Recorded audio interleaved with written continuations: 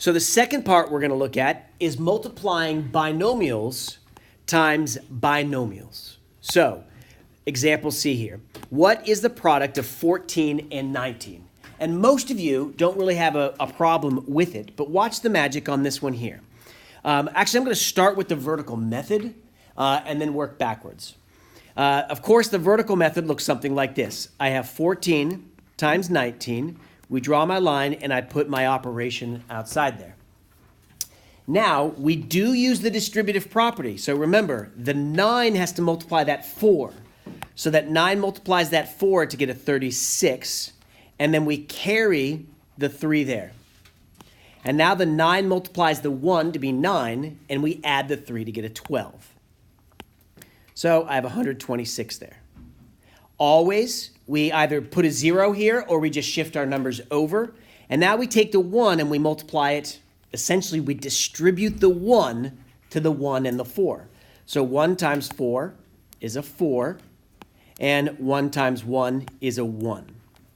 And now we draw my line, and this time we have to combine.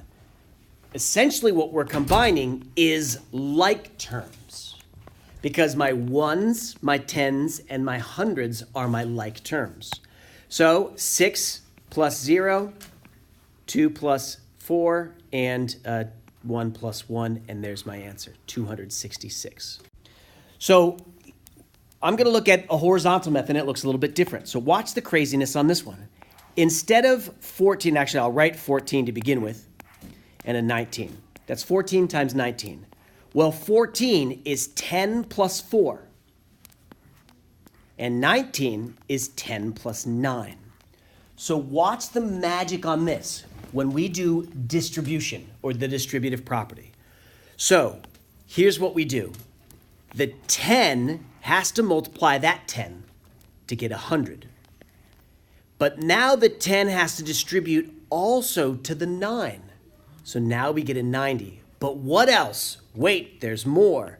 What does the 4 do? The 4 has to distribute to the 10, and the 4 has to distribute to the 9. So essentially, this is double distribution. The 10 goes to both of those, and the 4 goes to both of those. Now I can start to just combine like terms. 100 plus 90 plus 40, and in the end, I get 266. A downside of this method is I already had 2 arcs to begin with, and now I have 2 more to pay attention to. So if your arcs confuse you, then the grid method is for you. A grid method would look like this. I would write the 10 and the 4, like so, as if they were part of a box there. And then over here, I write the 10 and the 9. And you could put your plus in there if you find it helpful, just so that you know things are positive. Now we ask ourselves the exact same question that we did before. 10 times 10 is 100, so we write 100 inside there. Now, 10 times 9, we write inside this box, so I put a 90 there. This 10 times this 4, I'm going to write inside there to get a 40. And lastly, the 9 times the 4 is the 36. Since all of these are like terms,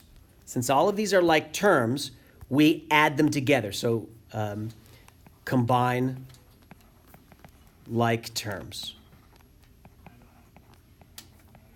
That means the 10 plus the 100 plus the 90 plus the 40 plus the 36. In the end, we still get 266. The point of showing you this is that you've already been using the methods we're going to teach today. You've already been, especially with this problem, you've been doing distribution. The 9 gets sent to the 4 and the 1 gets sent to the 4 and the 1. We've been doing the double distribution already, or if you prefer the grid method. So let's see what happens here when we simplify an x plus a 4 times an x plus a 9. I'm going to start with the horizontal method, and we write it out exactly like we see it. the x plus the 4 times the x plus the 9. So the first thing I'm going to do here is take that x in the front and I'm going to distribute it to both of those right there. So at first, the x times the x gives me an x squared. And then the x times the 9 gives me a 9x.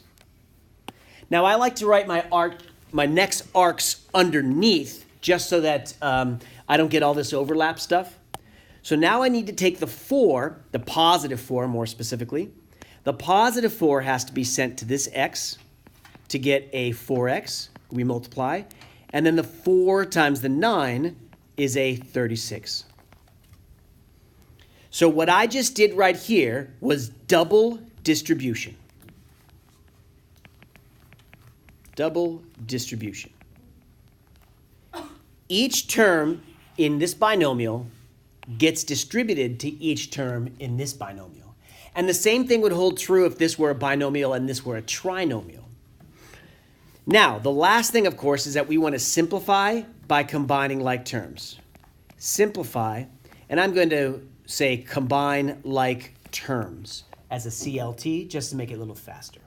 Notice that these two are the only like terms that we see there. So the x squared comes down. 9x, positive 9x, plus 4x is 13x. And this guy just comes down because it doesn't combine with anything. So we end up with x squared plus 13x plus 36. All right, for you visual learners, the grid method is going to be very, very helpful. Like I said before, extremely helpful to me. All right, so here, because I have a binomial times a binomial, I'm going to do a 2x2 grid. And as stated, you can have the x plus the 4 on top, and you can have the x plus the 9 along the side. The pluses are optional. You don't need those because they can be translated as positive. All right, now remember what goes inside. What goes inside is multiplication. So x times x would give me an x squared.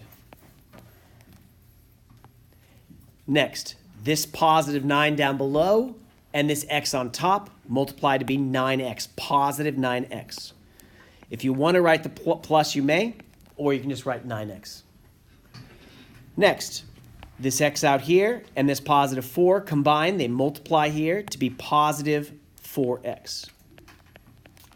And lastly, the x and the 4, the 9 and the 4 multiply to be 36 there. Now there's a reason I color coordinated these, because what's going to happen is we need to combine like terms now. Notice that these guys are like terms.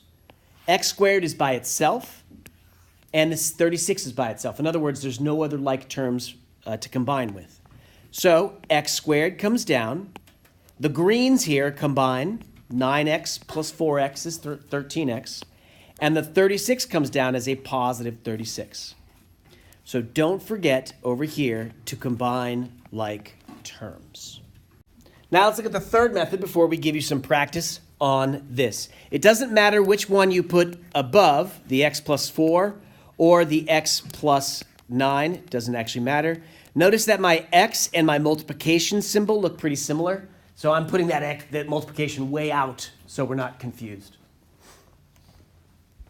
Okay, now what do? I'm going to take this 9, multiply that 4. So you don't need to write these little colors here, but that might help you there. The 36 there, that multiplies there to be a 9x. And since the 36 is a positive, we keep the plus.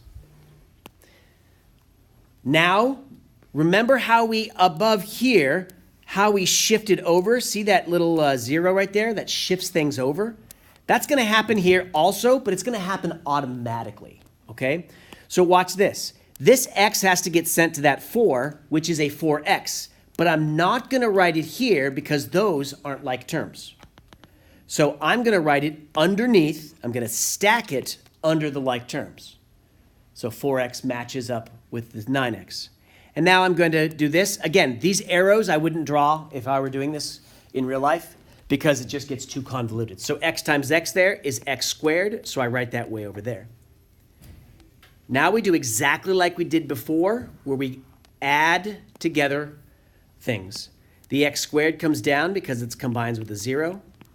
9x plus 4x is 13x, and 36 plus 0 is 36. And there we go. So no matter which method, we get the exact same thing. Now, I do want to point out one additional method, which is essentially the horizontal method, but it's an acronym that may help you remember things that need to be multiplied. FOIL means this. The firsts, O is outers, then I means inners, and L means lasts. So let's walk through that with this problem here. If I have x más 4 por x más 9. Okay, what are the firsts? Well, this guy here and this guy here are my first ones, my firsts. So x times x. So the firsts are x times x, which is just x squared. Again, you don't have to write this middle part right here. We're just showing you the things that are multiplying. Okay, now my outers. What are the outers? Well, this is outside, and this is outside. In other words, if we look at this whole thing, these are the extremes. All right, so that just means 9 times x, and we don't even have to write more. We see that there. Okay, now the inners is this 4 times this here, 4 times x. So that's a 4x. And then my lasts are this guy here and this guy here. So we can write that as 9 times 4, and that's a 36. Of course, we combine like terms. We see that these two combine to be a 13x. And so in the end, with all that work, we write this, x squared plus 13x plus 36, and that's my answer. Now, I drew these arcs here, and I did color coordinating and whatnot. But I do want to point out to you that it actually doesn't matter. Notice up here, these arcs look a little bit more. As you can see, this is just a little bit less confusing, feels a little bit more organized than this. So it actually doesn't matter how you draw your little arcs, just in the end, firsts, outers, inners, lasts. So some people will refer to FOIL. I will tend to teach it as a double distribution here. So I'm going to turn the page here and give you a minute here. Please go ahead and take a gander and choose a method and simplify each of the following. Pause, and then I'll write the answers for you to see. And here are your answers to check. So tune in for some more stuff. As the next video, we're going to look at binomials times trinomials. It never ends.